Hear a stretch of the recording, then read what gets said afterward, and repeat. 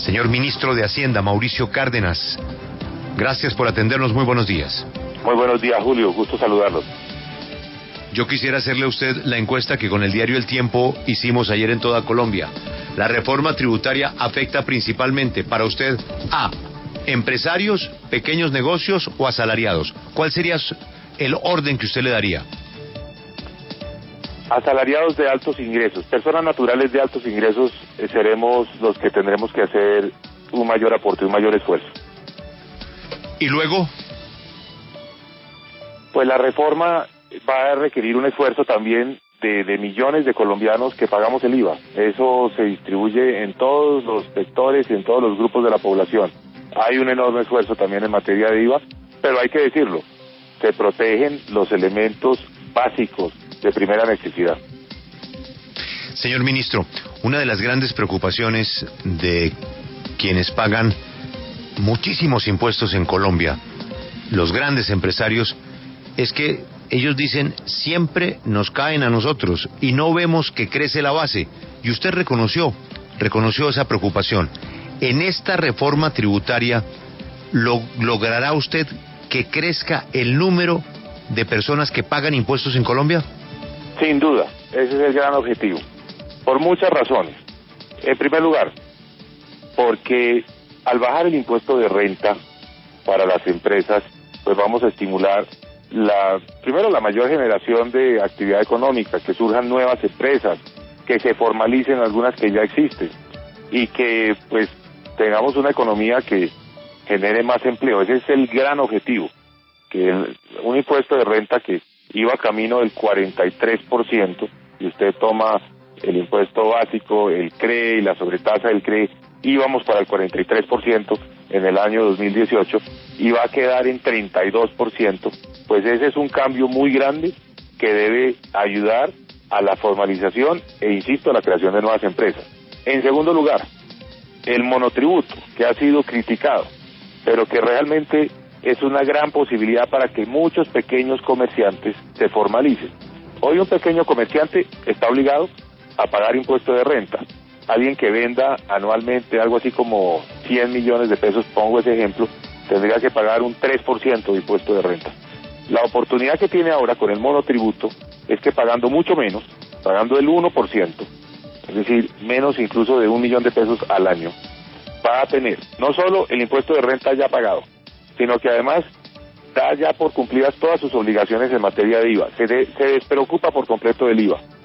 Además de eso, va a tener como parte de ese aporte que hizo, un porcentaje va a quedar en su cuenta individual para una pensión, y va a tener la protección del sistema de riesgos laborales, es decir, si el comerciante tiene un accidente y eso le genera una incapacidad, va a quedar cubierto, va a tener un seguro que lo protege.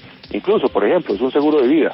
Si en el trabajo la persona pues tiene una incapacidad permanente o fallece, va a tener ese seguro de vida. Entonces, el pequeño comerciante va a tener todos los incentivos para que voluntariamente, porque esto no es obligatorio, se acoja a esta opción del llamado monotributo, y eso va a permitir también que se formalicen. De hecho, los pequeños comerciantes también que se acojan al monotributo podrán instalar datáfonos en sus negocios, y las transacciones que se hagan a través del datáfono no van a tener retención en la fuente. Ministro, una de las situaciones que ha afectado la economía de los hogares colombianos este año ha sido la inflación, porque la gente ha tenido menos plata para comprar, por ejemplo, alimentos, porque ya el dinero no tiene el mismo valor. Con esta propuesta del aumento del IVA, ¿cuál va a ser su efecto sobre la inflación, que ha sido uno de los grandes problemas este año en nuestro país? Camila, el grueso de los productos que hacen parte de la canasta que utiliza el DANE para medir la inflación están por fuera del IVA y se mantendrán por fuera del IVA, es decir, no tendrán que pagar IVA. Estoy hablando de todos los alimentos, incluyendo la carne, el huevo, el pollo, la leche, los quesos, las verduras, las frutas, todos esos productos que hacen parte de la alimentación no tienen IVA y no van a tener IVA. Otro componente que pesa mucho en el IPC es la educación, las matrículas, los útiles, todo eso por fuera del IVA, sin IVA. El transporte, otro componente muy importante en el IPC, queda sin IVA, se mantiene sin IVA. Por eso estamos diciendo que esta reforma pues tiene un pilar social muy fuerte, porque protege el ingreso de los colombianos que están en una condición más vulnerable, no tendrán que pagar IVA. Aprovecho para decir, tampoco pagarán el impuesto de renta a los pensionados, un aspecto en el que nos distanciamos de la comisión de expertos que proponía gravar a los pensionados. Entonces tiene ese pilar social. Y en la medida en que estén excluidos todos estos productos tan importantes, esenciales, pues el aumento del IVA de la tarifa general del 16 al 19% no debe producir un efecto inflacionario importante. Tenemos estimado que no llegaría a ser 1%, es decir, se aumentan 3 puntos el IVA para todos los productos que no están excluidos, el aumento en los precios sería de 0.8%, es decir, no llega a ser 1%. Señor ministro, hablamos con los exportadores y nos dijo el presidente de Analdex que le gusta, que lo que hasta ahora ha escuchado le gusta, que va en la dirección correcta, pero que quiere mirar los detalles. Hablamos con los pollitos, con FENAVE, y coinciden con usted, están felices porque no toca usted ni el pollo ni los huevos. Hay una frase que está de moda, ¿no? El diablo está en los detalles. Exacto, y las líneas rojas, Alberto. Líneas rojas y el diablo está en los detalles. Los que sí no están contentos, ministro, son los de Asomóvil, porque consideran que un impuesto del 23% sobre telefonía e internet móvil va contra el bolsillo del usuario, pero les preocupa que cree una barrera para que la gente acceda a las telecomunicaciones. Además se graba el internet fijo con el 5% cuando no tenía IVA. ¿Por qué tan duro con las comunicaciones, ministro? A ver, Julio, explico este tema. En primer lugar, los proveedores de los servicios de telefonía móvil deben estar contentos. ¿Por qué? Aquí existía una exención de IVA para las tabletas, pero no se le había aplicado a los teléfonos inteligentes. Hoy ya distinguir entre una tableta y un teléfono celular se ha vuelto muy difícil. Entonces decidimos, incluyamos también a los teléfonos celulares dentro de esa exención. Entonces, los teléfonos inteligentes y las tabletas que cuesten menos de 650,000 pesos, esto es importante decirlo porque no se trata de los de alta gama, de menos de 650,000 pesos no tendrán IVA. Antes tenían IVA todos los teléfonos celulares. Aprovecho para decir, los computadores de menos de 1,000,000 de pesos tampoco tendrán IVA. Es decir, en eso se estimula el que los colombianos podamos acceder a las tecnologías de la información. ¿Cuál es seguramente la queja de ellos? En Colombia, desde hace muchos años, existe un impuesto al consumo del 4% sobre la telefonía móvil, pero por un error de redacción de una norma en el pasado, hace muchos años, se dijo que era sobre la voz. Y eso en su momento pues no hacía mucha diferencia porque los planes de datos eran muy pequeños en comparación con los planes de voz. Hoy todos sabemos que lo que se usa son los datos y no tanto la voz, pero los datos estaban por fuera de ese impuesto al consumo. Lo que estamos haciendo es simplemente normalizar una situación que había sido un error en el pasado, y es que lo que tiene el impuesto al consumo pues no es solo la voz, sino también el plan de datos. Ese impuesto al consumo del 4% va dirigido exclusivamente al deporte y a la cultura. El deporte y la cultura, por cuenta de ese error, han dejado de recibir 200,000 millones de pesos al año. Con esto vamos a tener más posibilidades de financiar pues las actividades que tantos logros y satisfacciones nos han dado en materia de deporte y las que tanto necesitamos en materia de cultura. Señor ministro, vamos chuleando temas. El de Camila, exportadores, los pollitos, comunicaciones, los comerciantes. Pero yo quisiera que la preocupación se la manifestara el jefe de los comerciantes, don Guillermo Botero de FENALCO. ¿Cómo le pareció la reforma tributaria y qué le preocupa a su sector? Le escucha el ministro. Buenos días. Muy buenos días, Julio, y un cordial saludo al señor ministro. A mí veo que la reforma tiene aspectos altamente positivos, pero tiene otros altísimamente negativos. ¿Y a qué me refiero con los negativos? Fundamentalmente a los impuestos indirectos, que se ven duramente afectadas como consecuencia de su incremento. Entre ellos, pues, está lo que ya se dijo, el incremento del IVA. Hay que reconocer que muchos productos que están en la canasta familiar tienen IVA hoy en día, no son pocos, son bastantes, y esos productos van a tener un incremento significativo, comenzando por electrodomésticos, que son absolutamente indispensables, comenzando por todos los alimentos procesados, que también son absolutamente indispensables, siguiendo con las bebidas azucaradas, lo cual seguramente comprenderá también derivados lácteos, yogur, kumis, etcétera, tés, y en fin, cafés en su preparación cuando contengan azúcar, etcétera, etcétera, claro, cuando estén embotellados, ni más faltaba. Entonces, tampoco es tan benéfico, y como bien lo dijo Camila, hay una inflación que viene siendo galopante durante 2 años consecutivos, y vamos a tener un extraordinario debut en el mes de enero. Ya se acordarán cómo va a ser el incremento de precios para ese mes. Y obviamente, pues, tampoco podría dejar por fuera el caso de los cigarrillos, que pasa de un impuesto de 700 a 2.100 pesos, es decir, 300% más, que va a disparar por completo el contrabando de cigarrillos.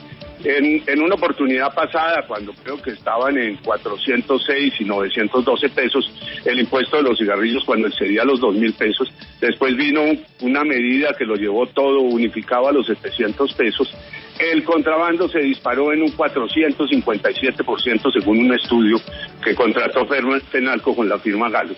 En este caso, triplicando el impuesto, lo que nos vamos a ver son las calles abarrotadas de cigarrillos de contrabando, como existía en el pasado, cuando en cada esquina, en un semáforo de cualquier ciudad, uno compraba el cigarrillo de diferentes marcas. Eso es lo que nos va a pasar, y yo veo eso con una inmensa preocupación, porque eso va en detrimento de los que siempre estamos metiditos en el corral pagando los impuestos. Ministro Cárdenas, ¿cómo le parece la visión un poco complicada del doctor Botero? En enero, la sorpresita de la inflación y las calles inundadas de contrabando por cuenta del impuesto al cigarrillo. ¿Cuál es su opinión? Hablemos de los cigarrillos, porque creo que es un tema muy importante. Tenemos un problema muy serio en Colombia con el tabaquismo y con la incidencia de enfermedades asociadas al tabaquismo. Y la razón es una sola, es que los cigarrillos en Colombia son muy baratos. O sea, tenemos en este continente los cigarrillos más baratos después de Paraguay, que es un país productor, que es donde salen muchos de los cigarrillos incluso que llegan a Colombia, pero es realmente inaceptable que en Colombia pues no hayamos podido resolver este problema, que el mundo ya lo dio, o sea, el mundo ya dio esa pelea hace muchos años, y las cajetillas de cigarrillos subieron de precio pues de una manera muy significativa, pero en Colombia nos quedamos atrás. El precio en Colombia es un 35% del precio promedio en América Latina. O sea, aquí los cigarrillos cuestan 1/3 parte de lo que cuestan en promedio en América Latina. ¿Por qué? Porque los impuestos son muy bajos. Entonces, ¿qué es lo que se hace en este proyecto de ley? El impuesto específico, como decía el doctor Botero, son 700 pesos por cajetilla de cigarrillos, de 20 cigarrillos. Pasa a 2.100 pesos. Es decir, se multiplica por 3. El impuesto específico pasa de 700 a 2.100 pesos. ¿Eso qué significa? Que una cajetilla, que es la que más se consume en Colombia, que vale 3.000 pesos, va a pasar a costar 4.600 pesos. Todavía vamos a seguir muy por debajo del promedio de América Latina, pero tenemos que disuadir pues un consumo de un producto que necesariamente hace daño.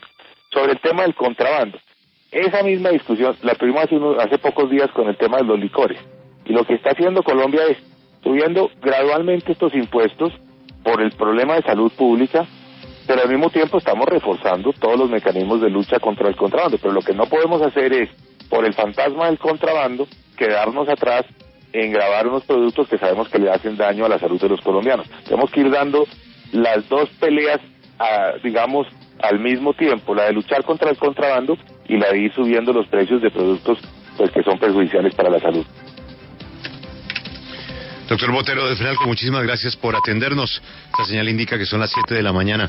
Pues, ministro, me llama la atención lo que usted dice de los cigarrillos, porque yo no sé si a usted le ha pasado, bueno, no creo que usted tenga temperamento ni tiempo para aceptar encargos cuando sale del país, pero a mí sí me llama la atención que me encargan cigarrillos, ministro, y me parece rarísimo.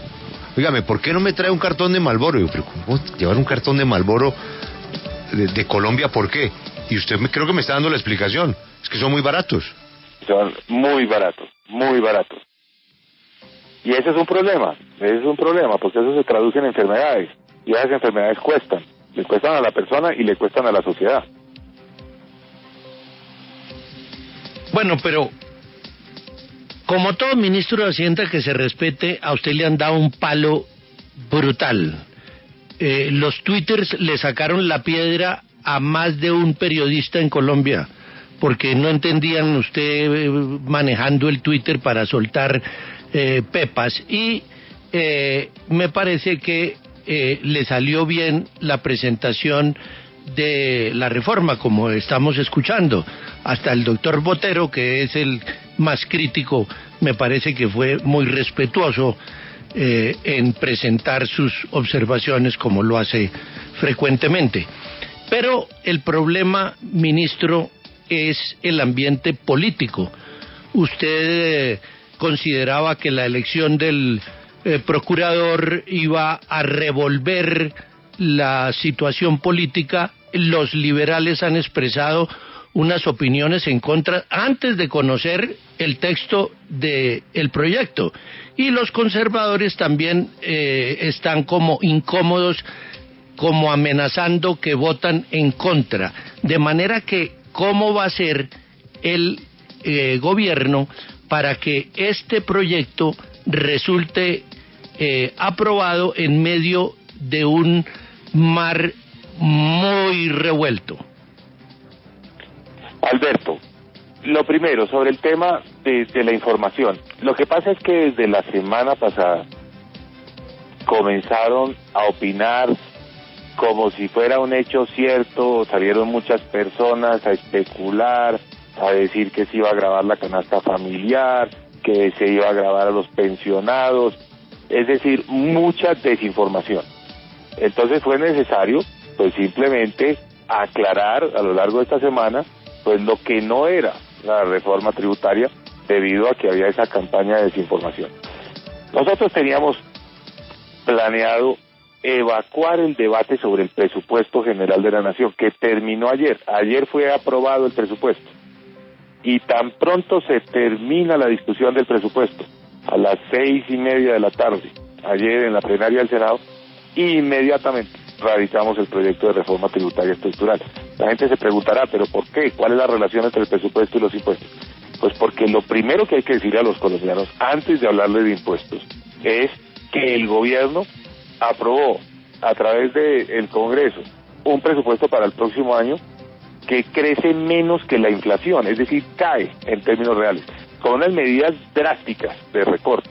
Por ejemplo, congelada la nómina, que tienen que reducir en 5% en todas las entidades del Estado los llamados supernumerarios. Se tienen que reducir en 5% todos los gastos generales, papelería, viáticos. Se prohíbe la compra de nuevas sedes. Se prohíbe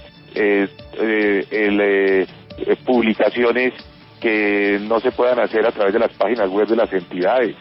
Es decir, unas medidas muy fuertes de austeridad que son las que nos permiten poder reducir el presupuesto del próximo año, que es lo que se aprobó anoche.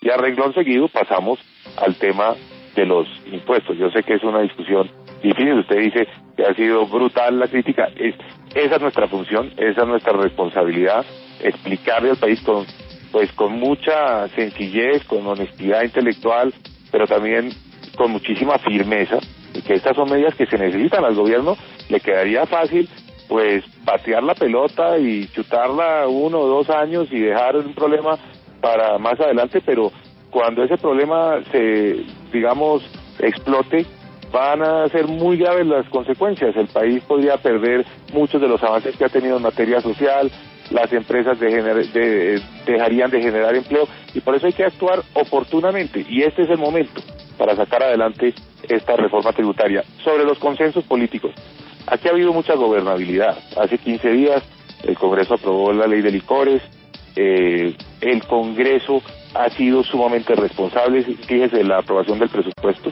un presupuesto muy recortado en muchos temas, en muchos sectores.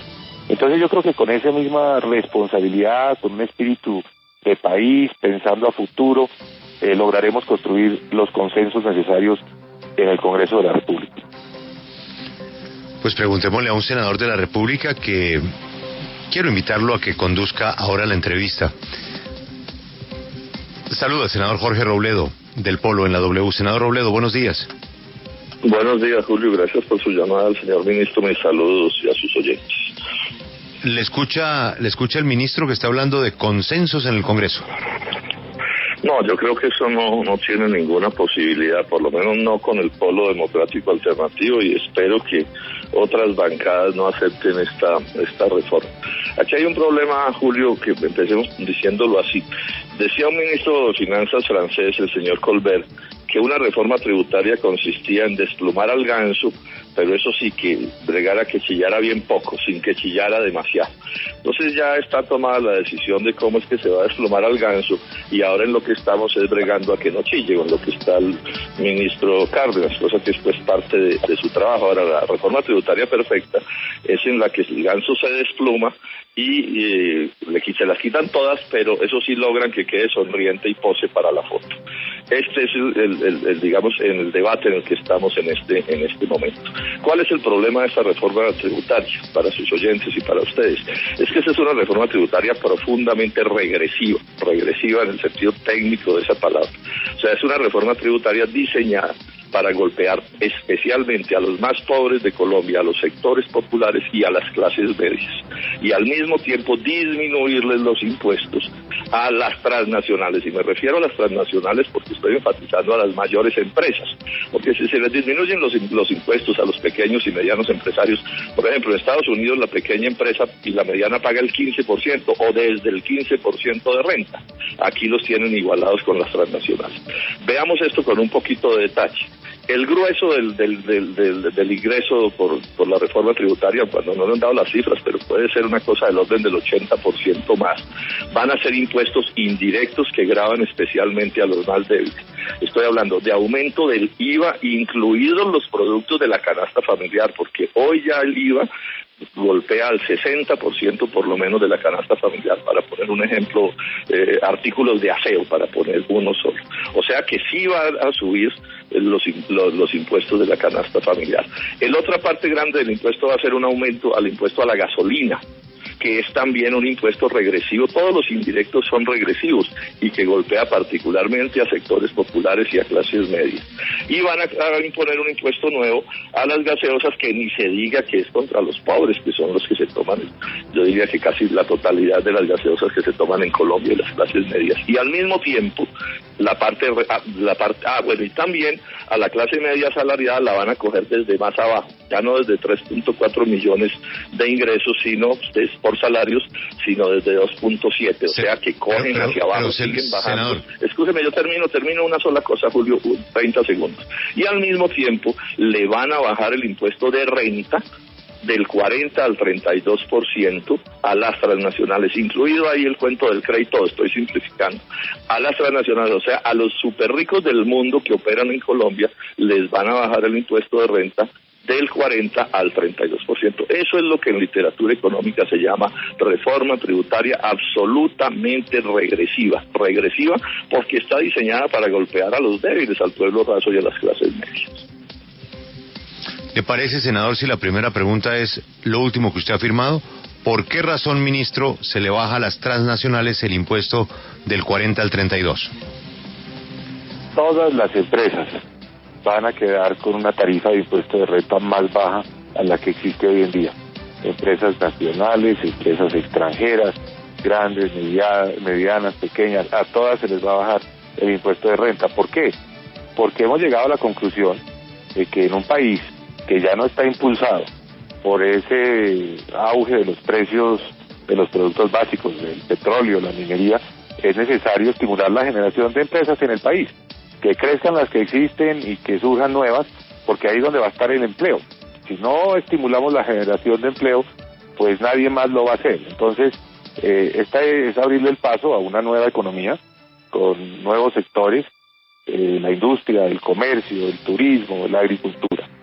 Entonces, esa es la decisión. Tenemos que dar más competitividad para que en Colombia no se dejen de hacer negocios, porque los impuestos son muy altos. Sin embargo, y para contestar el punto sobre la equidad, esta reforma hace una cosa que el país y el mundo vienen discutiendo hace mucho tiempo, que es el impuesto a los dividendos. Los dividendos los reciben personas de alta capacidad económica. Los dividendos los pagarán también, el impuesto a los dividendos lo pagarán también las empresas extranjeras cuando remitan sus utilidades al exterior. Se aplica una tarifa del 10% sobre esos dividendos. Entonces, para contestarle directamente al senador Robledo, pues las empresas extranjeras, cuando giren esos dividendos, pues van a pagar, habrán pagado aquí el impuesto de renta y ahora pagarán un 10% adicional por cuenta de los dividendos que también pagarán las personas naturales que reciben esos dividendos por encima de 17 millones de pesos. El que tenga dividendos superiores a 17 millones de pesos pagará una tarifa del 5%. Y el que tenga dividendos superiores a 30 millones de pesos al año pagará una tarifa del 10%. Aquí siempre ha habido la crítica de que pagar impuestos a los dividendos es una doble tributación porque las utilidades ya pagaron impuesto de renta en las empresas. Esa discusión se ha dado en el mundo entero y la conclusión es que para generar más equidad, para reducir la desigualdad, es necesario que los receptores de estos dividendos, que insisto, son personas de mayor capacidad económica, hagan un aporte. Sí, digamos esto, nada de lo que se ha dicho ahí le quita certeza a lo que yo afirmé, y es que a las mayores empresas del mundo que operan en Colombia les van a disminuir la renta del 40 al 32%. Ese es un hecho. Ahora vamos a ver cuando el gobierno de ahí, espero que sea pronto, cómo va a ser, digamos, el cuadro de a quienes les sube y a quienes les baja y cuántos son los montos, y vamos a ver que el grueso de la plata a la que se la van a sacar, el grueso de la plata va a estar puesto por los sectores populares y las clases medias, y ya veremos cuando se cruce lo que acaba de mencionar el ministro con esta rebaja de impuestos, y vamos que seguramente esos dividendos van a quedar en tablas con esto otro, o sea que van a quedar, digamos, dentro de la lógica que yo estoy señalando. Pero además quiero enfatizar una cosa que es bien importante: el carácter regresivo de los impuestos no tiene que ver solo con si son los pobres y las clases medias los que los pagan contra las personas más adineradas, sino que dentro de la propia estructura empresarial debía haber una progresividad. Yo les doy este dato, esto lo ha investigado Aurelio Suárez con mucha precisión. El Gini, que es una manera de medir desigualdades y regresividades, también se puede aplicar a las empresas. Bueno, el Gini de Colombia dentro del sector empresarial es de 0.8, que es una barbaridad de Gini, o sea que expresa que unas muy pocas empresas se quedan con todos y las pequeñas y las medianas, que son las que más los que más empleos generan, están trazadas de manera muy desigual. Entonces quiero enfatizar en esta idea porque esto nunca se ha discutido en Colombia, y es que también debe haber progresividad en la tasa de las empresas, como de las personas naturales y como de todo el mundo. Es que eso es lo democrático. Y pongo un ejemplo: en Estados Unidos la renta de las empresas empieza desde el 15% y va ascendiendo. Así debería ser en Colombia, con la escala que se determine. Yo lo propuse en la reforma tributaria del 2012, pero claro, no se me hace caso. Pero a esto además agregándole cosas. Aquí hay 68 empresas, 68 empresas, todas transnacionales o el 99% transnacionales, que por una exención que se creó hace unos años de la estabilidad tributaria, están dejando de pagar 6.8 billones de pesos en impuestos. Es lo que hoy está sucediendo. Esto es absolutamente absurdo, y estamos hablando de empresas de las mayores del mundo. Entonces yo me sostengo en mi teoría de que se trata de una reforma profundamente regresiva, a la que quieren, digamos, embellecer con algunas cosas, con esta advertencia: tampoco es cierto que los pobres y las clases medias no paguen impuestos. Hoy ya el 50% de la tributación colombiana cae sobre los impuestos indirectos, que son todos regresivos, para no mencionar lo que las capas medias están pagando en retención en la fuente y otras formas de tributación. Entonces, aquí hay que poner una discusión, pienso yo que es la primera, no en qué se van a gastar la plata, sino quién la va a pagar, porque siempre en este asunto de desplumar al ganso, le ponen a uno los ojos es en qué se van a gastar la plata, y sí, claro, siempre aparecerá una causa noble en qué gastarse la plata, pero aquí la discusión es quién la paga, y es clarísimo, y esperemos que salgan las cifras y ustedes van a ver que el grueso de esta plata va a salir de los sectores populares y de las clases medias, cosa que además es contraindicado por otra razón, porque si la gente tiene menos recursos para gastar, por supuesto que eso no va a estimular el desenvolvimiento de la economía. Es el senador Jorge Enrique Robledo. Muchas gracias, senador Robledo. Ministro, una pregunta concreta para respuesta concreta. Los arriendos, ¿el arriendo queda con IVA o queda sin IVA? Ha tenido IVA y seguirá teniendo IVA. Los arriendos tienen IVA en el país. Lo que no tiene IVA, Julio, es la compra de vivienda nueva. Mantenemos ese beneficio, pero le ponemos un tope, hasta 800 millones de pesos. Viviendas nuevas de más de 800 millones de pesos tendrán un IVA del 5%. Ministro, uno de los malestares que han manifestado sobre todo los conductores del país es el precio de la gasolina, y aquí se anuncia un impuesto de 200 pesos a todos los combustibles líquidos. ¿Qué decirle pues a todos los consumidores en general, pero especialmente a este sector que pues se ha quejado, y esta ha sido una de las principales razones de los paros camioneros que hemos tenido en el país? Aquí no estamos hablando de impuestos a la gasolina o a la CPM, no. Esto es algo diferente. Estamos hablando de los impuestos que están adoptando muchos países en el mundo para frenar las emisiones de gases de efecto invernadero, del dióxido de carbono. Colombia fue uno de los países líderes en la convención que se celebró en París en diciembre pasado, la llamada COP21, y nos comprometimos a algo que tenemos que cumplir, y es reducir en un 20% de aquí al 2030 las emisiones de CO2. Para lograr eso, debemos desincentivar el uso de esos combustibles fósiles, todos. No solo se trata de la gasolina o el ACPM, también hay que incluir el combustible que usan los aviones o el fuel oil que usan las termoeléctricas, es decir, todos los combustibles que generen esa contaminación. Se establece un precio, una tarifa en función del poder contaminante de cada combustible. Eso se mide en términos de toneladas de CO2.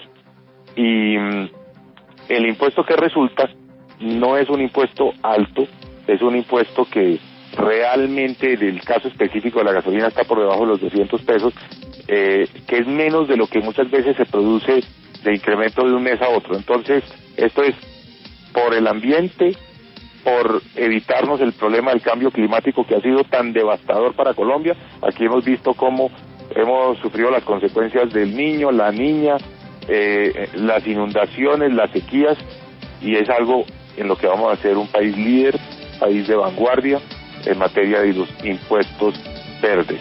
Eso lo está haciendo el mundo entero y lo vamos a hacer aquí en Colombia, con una excepción, el tema del carbón, porque el grueso de la producción de carbón en Colombia se exporta, de manera que ese carbón pues ya pagará este impuesto, es en los países donde se consume, de manera que dejamos por fuera el carbón, entre otras cosas por una razón social. La minería, la pequeña minería aquí del altiplano cundiboyacense, del norte de Santander, de la región de Amagá en Antioquia, esa pequeña minería pues cumple eminentemente una función social, y por eso hemos dejado por fuera al carbón. Ministro, en las últimas semanas muchas voces se alzaban diciendo que es el momento que las iglesias también paguen impuestos. ¿Esto va a pasar? ¿Iglesias evangélicas, católicas, cristianas, cultos, van a pagar impuestos? No, no van a pagar impuestos, pero sí van a tener que declarar, van a tener que mostrar más información. Entonces hablo un momento sobre el tema de las entidades sin ánimo de lucro. Se venía abusando de esta figura, es una de las principales fuentes de evasión de impuestos en Colombia. ¿Cómo se ponen en cintura? En primer lugar, será la DIAN la que verifique si esas entidades sí están cumpliendo una función meritoria o no. Hay un filtro de entrada, cosa que no existía en el pasado. En segundo lugar, no podrán repartir excedentes. Es decir, estas entidades, a sus fundadores, a sus asociados, no les podrán repartir recursos. No podrán contratar con los parientes, con los familiares, con empresas vinculadas a las personas que ejercen una función de dirección de esas entidades sin ánimo de lucro. Una forma, digamos, muy grotesca de evasión de impuestos es que a través de las entidades sin ánimo de lucro, pues se contrata con, digamos, remuneraciones muy altas a los familiares de quienes fundaron esa entidad. Entonces eso se acaba. Y lo más importante, el control social. Para un Estado es imposible controlar todas estas entidades, se necesita que la ciudadanía también ayude a controlarlas, y eso requiere información. Entonces las entidades sin ánimo de lucro tendrán que publicar en qué es que invierten los recursos, cuánto pagan en nómina, cuáles son los directivos, cuáles son sus gastos administrativos, y que la sociedad se encargue de ejercer esa sabiduría, ese control. La siguiente pregunta, ministro, se la formula don Santiago López de la Cámara de Bebidas de la ANDI, ya que hay impuestos para las azucaradas. Ahí también hay un tema de salud. Don Santiago, ¿cuál es su pregunta para el señor ministro? Buenos días. Julio, muy buenos días y un cordial saludo al ministro y a la mesa de trabajo y a su audiencia. La pregunta es muy sencilla. El gobierno señala que esta es una reforma tributaria orientada a mover y activar la economía, a fortalecer a los que generan empleo, a potenciar a los sectores claves para el desarrollo del país. Pero contra el mismo anuncio y contrario a la forma en la que se está publicitando, se crea un impuesto extra puntual específico a los productos de la industria que está liderando la producción y la generación de empleo en el país. Este pasado martes el ministro, el presidente y diversos otros ministros celebraron las cifras de crecimiento de la industria que publicó el DANE. Resaltaron las bondades para los colombianos que esto implica, pero si uno desmenuza las cifras, pues se encuentra que bebidas, después de verificar a la industria que más ha crecido el país, la que está jalonando el crecimiento de la industria y la que está generando el crecimiento del empleo. La industria de bebidas en un año ha generado 10.8% de empleos, mientras que la industria en total 0.8%. Entonces el planteamiento es, no entendemos con una reforma que se titula por el mismo gobierno como reforma por el empleo y la inversión, pues incluye una propuesta que va en contravía del propósito con el que se está promocionando. Señor ministro. Santiago, efectivamente, el proyecto de ley incluye un impuesto de 300 pesos por litro de bebidas azucaradas. Este es un impuesto que busca generar los recursos que se necesitan para poder llevarle los beneficios de la salud a millones de colombianos. Necesitamos más recursos para la salud. A esto se le añade los recursos del impuesto a los cigarrillos, que también van para la salud. Con esto podemos darle cumplimiento a la ley estatutaria de salud. ¿Qué significa esto?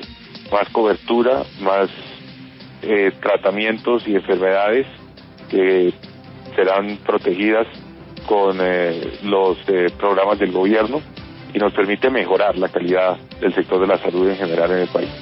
Nosotros somos muy conscientes de la importancia del sector de las bebidas y usted tiene toda la razón al afirmar que es uno de los sectores más dinámicos que más ha contribuido al crecimiento de la industria este año. Y queremos que eso siga siendo así y sabemos que puede seguir siendo así, entre otras cosas porque no se están grabando todas las bebidas, se están grabando las que tienen ese componente de azúcar. Pero por ejemplo, en el caso de las aguas, se mantienen incluso sin IVA, de manera que se puede estimular ese consumo. Tampoco se grava con este impuesto a las bebidas que tienen algún tipo de edulcorante, es decir, que utilizan otro tipo de insumo, de manera que la industria puede ir haciendo esa conversión hacia los productos pues que no quedan grabados y creemos que no se pierde dinamismo en el sector.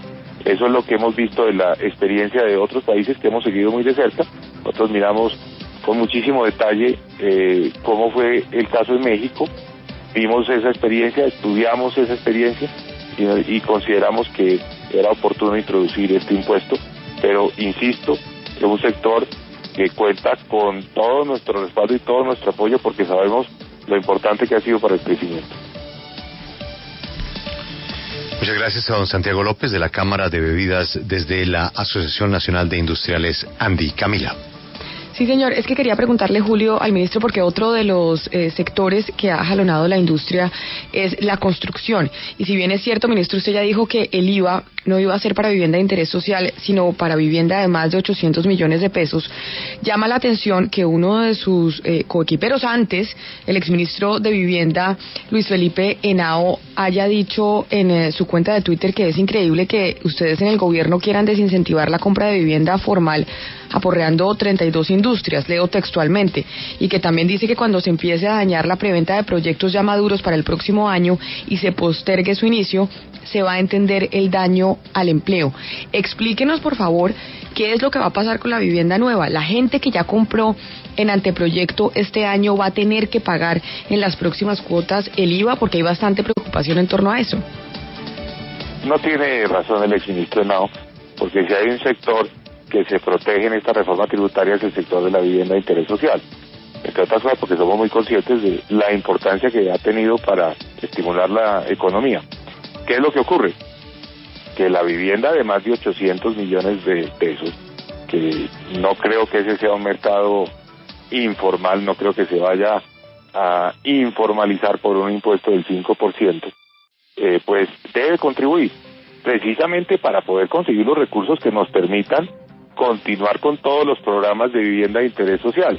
El país ha hecho mucho en esa materia, pero falta mucho, entonces necesitamos poder seguir generando recursos para que quienes compran una vivienda de 44 o 45 millones de pesos, que son las viviendas de interés prioritario, pues puedan contar con un aporte grande del gobierno. El gobierno pone una parte de la cuota inicial, 20 millones de pesos, y un subsidio a la tasa de interés. Para poder seguir haciendo eso necesitamos los recursos. Y a las empresas del sector de la construcción, pues decirles que la venta de lotes para la construcción de vivienda de interés social seguirá estando exenta del impuesto de renta. Quienes hagan utilidades vendiendo lotes para que se construyan proyectos de interés social no pagarán impuesto de renta.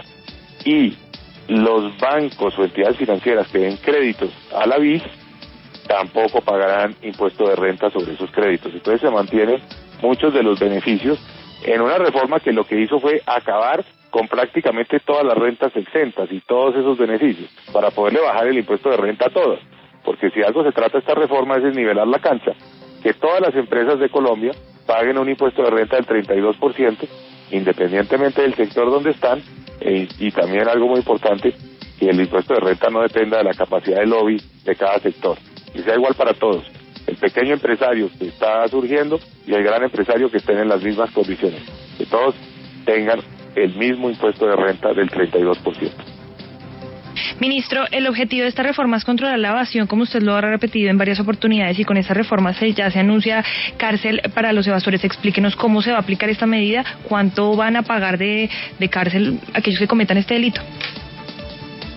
Esto aplica en la mayoría de países del mundo. Colombia en esto también se ha quedado atrás. Ha habido un debate, muchas veces se ha tratado de penalizar la evasión, pero no se ha logrado. Yo estoy seguro que esta va a ser realmente la oportunidad para que Colombia lo haga. Hablemos de nuestros pares, los países de la Alianza del Pacífico, México, Perú y Chile. Los tres tienen penalizada la evasión. Entonces nosotros somos los que estamos llegando tarde a este tema. Obviamente no vamos a penalizar con cárcel un error en una declaración o un monto menor. Esto solo es para la gran evasión, para los grandes evasores. Cuando se omitan en las declaraciones ingresos que al final impliquen menos de, digamos, que se haya disminuido el impuesto a cargo en más de 5.000 millones de pesos, sea un monto muy alto, solo en esos casos habrá cárcel para los evasores y podrá ser entre 4 y 9 años. Para la gran evasión, para la evasión, digamos, esa que es maquinada, calibrada, que se piensa, que se estudia y que al final termina en costarle al país más de 5.000 millones de pesos, ahí habrá cárcel. Esa es nuestra propuesta. Ministro, y pues la Comisión de Expertos también había recomendado una reforma a la DIAN. En este proyecto, ¿qué se va a exigir a esta autoridad pues para que todo esto pues empiece a implementarse de manera correcta?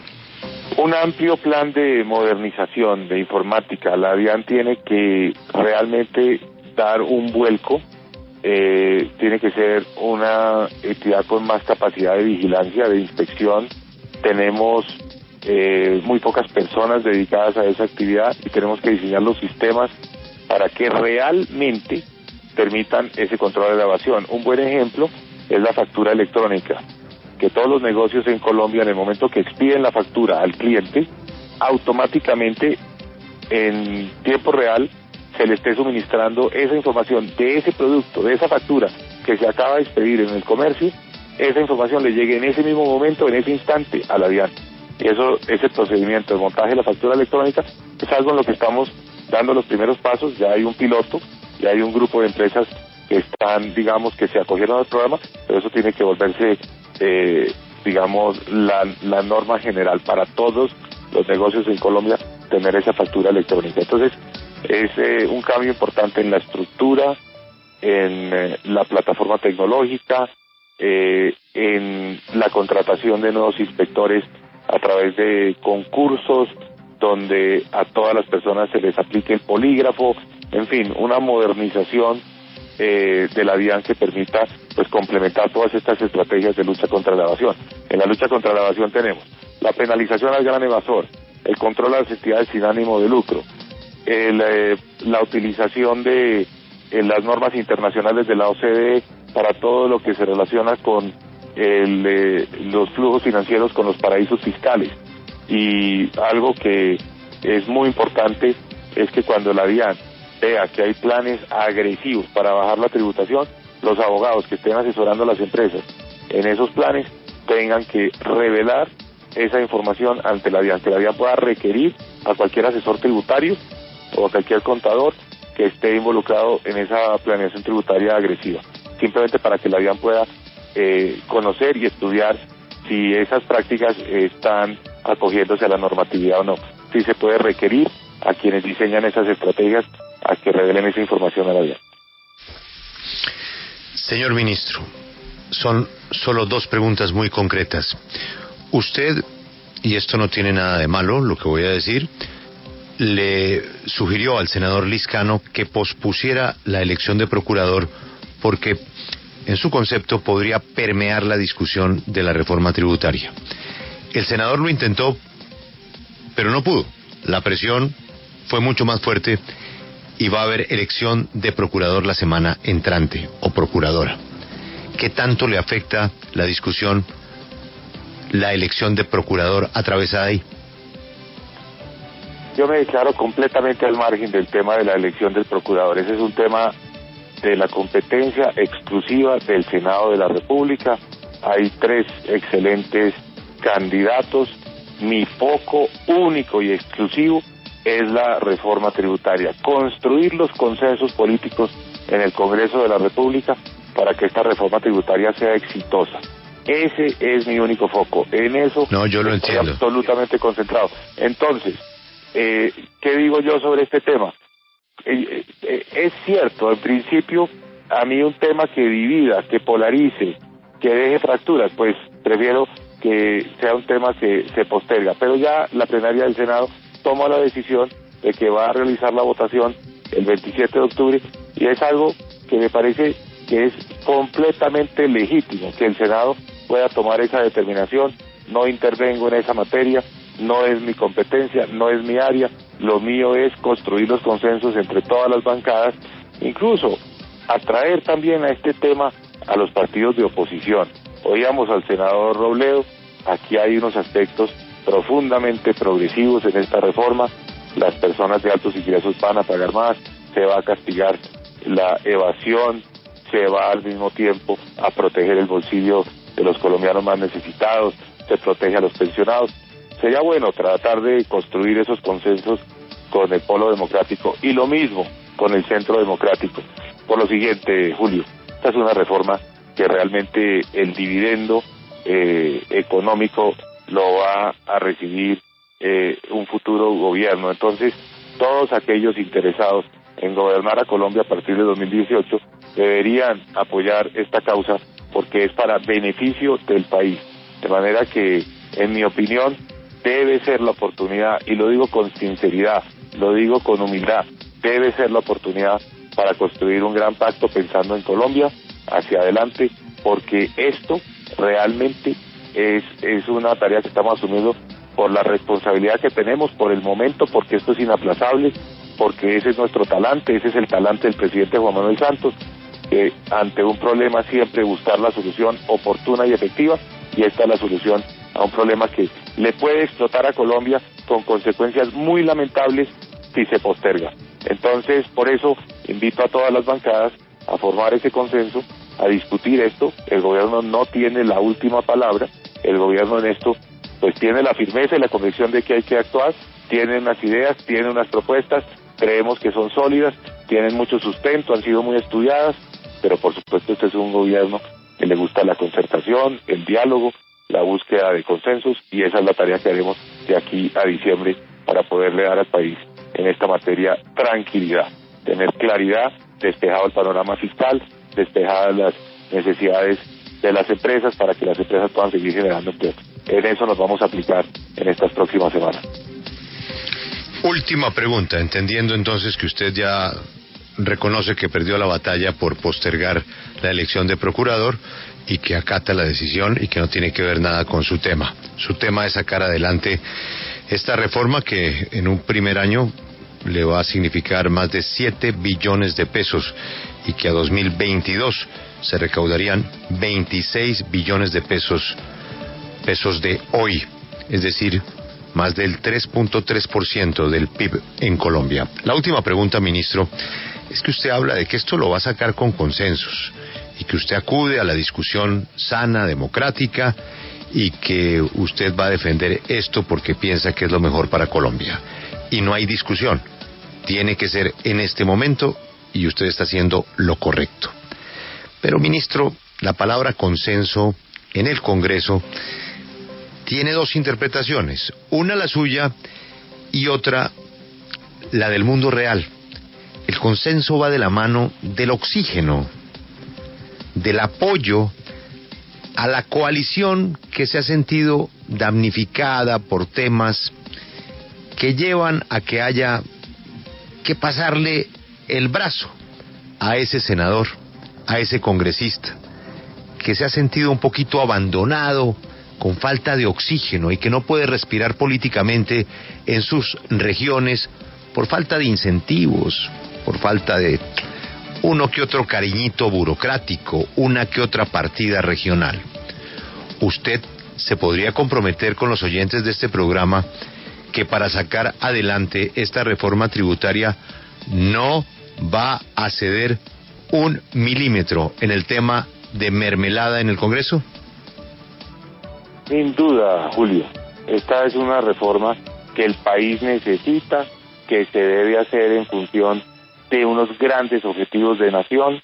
Esta no es una reforma que se tramita o que se discute en función de intereses personales, politiqueros. No, aquí están los grandes intereses del país en juego y eso es lo que debe dominar esa discusión. Ese es mi compromiso.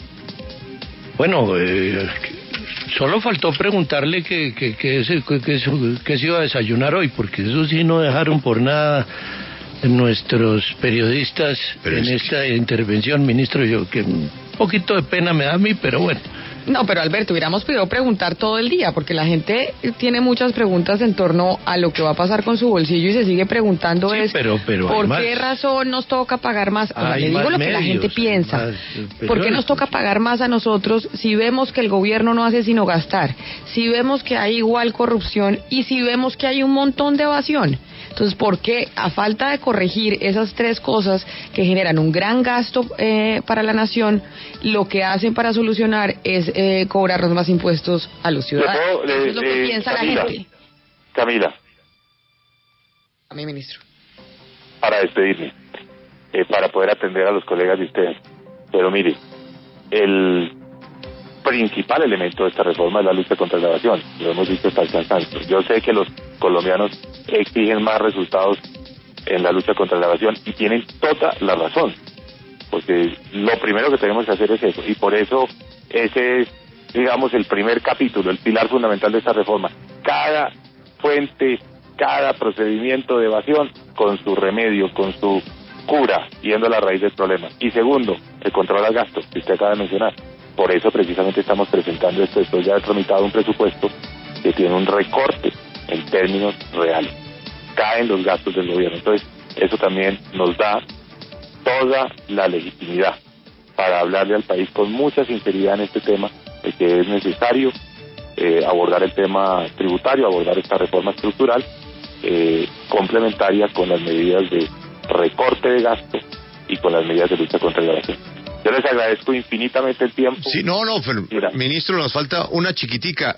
Usted tiene, pues, no una vacación, sino tiene un viaje para usted delicioso, porque es un viaje muy importante en el tema empresarial y financiero, y va usted a estar en su salsa con el Economist y con el Financial Times, y va a estar usted en la City, y va a tener usted reuniones muy importantes en Londres, académicas, empresariales, pero hay una duda de protocolo. Algunas de las habitaciones del Palacio de Buckingham tienen camas que no se han tocado, no por años, por siglos, y que tienen en muchos casos unas medidas muy tradicionales. ¿A usted le pidieron su medida para dormir en Buckingham? Lo digo porque no todas las camas dan su tamaño. Primero, estoy muy agradecido con el señor presidente de haberme incluido en esa delegación para ese importantísimo viaje. Y segundo, espero que me toque un cuarto donde no haya puesto la cama vieja de la reina. Ministro, feliz mañana, mucha suerte con su reforma y con su viaje a Londres. Muchas gracias. Muy gentil.